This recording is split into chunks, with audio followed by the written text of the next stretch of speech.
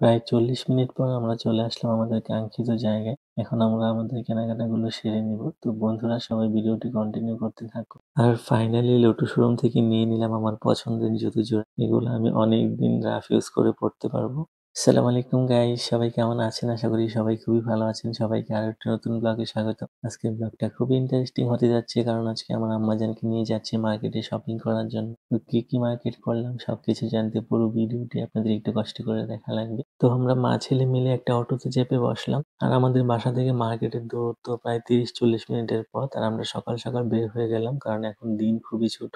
আজকের ওয়েদারটা খুবই সুন্দর ছিল আর মনটাও একদম ফ্রেশ।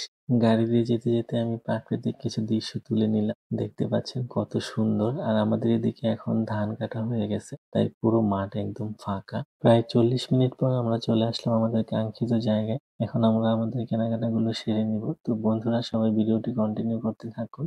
প্রথমেই চলে আসলাম আমরা একটা থ্রি পিসের দোকানে। তো এখানে কিছু থ্রি পিস দেখতেছিলাম, এর মধ্যে এই থ্রি পিসটা খুবই ভালো লাগছে।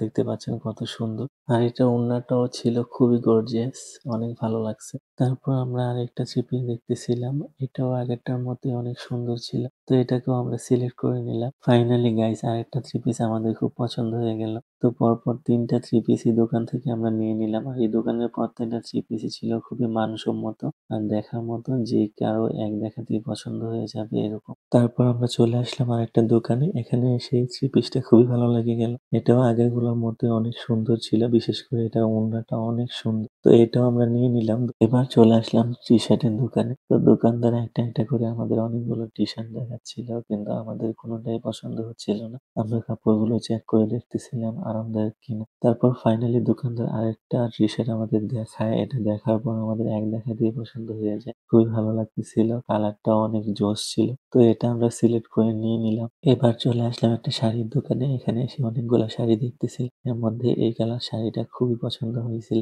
আম্মা এটা দেখতেছিল এটা কেমন, যাকে দিব তাকে পরলে কেমন লাগবে, আর এটা আরামদায়ক কিনা। তো অনেক কিছু আমরা চেক করলাম, চেক করে এটা আমরা ফাইনালি সিলেক্ট করে কিনে ফেললাম। অনেক ভালো লাগতেছিল এই শাড়িটা।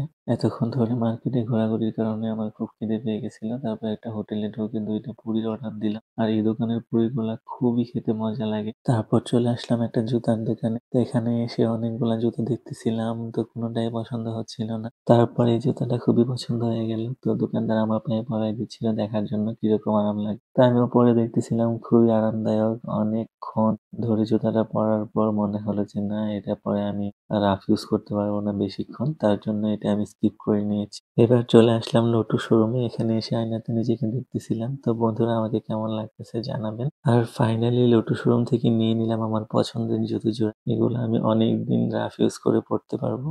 এরই মধ্যে আমাদের সব কেনাকাটা শেষ হয়ে গেছে। এখন চলে যাচ্ছি আমরা বাড়ির উদ্দেশ্যে। আজকে অনেক কিছু মার্কেট করলাম, কিন্তু অনেক কিছুই আবার আপনাদের দেখাতে পারিনি, তার জন্য একান্তই সরি। আর আজকে আমার গলাটা একটু বসে গেছে, যার কারণে আমার গলার ভয়েসটা একটু অন্যরকম শোনাচ্ছে। সবাই ক্ষমা সুন্দর দৃষ্টিতে দেখবে। এতক্ষণ ধরে যারা ভিডিওটা দেখতেছিলেন সবাইকে অসংখ্য ধন্যবাদ। সবাই লাইক, কমেন্ট, সাবস্ক্রাইব করে পাশে থাকবে। আজকের মতো ব্লগটা এখানেই শেষ করছি। Bye bye.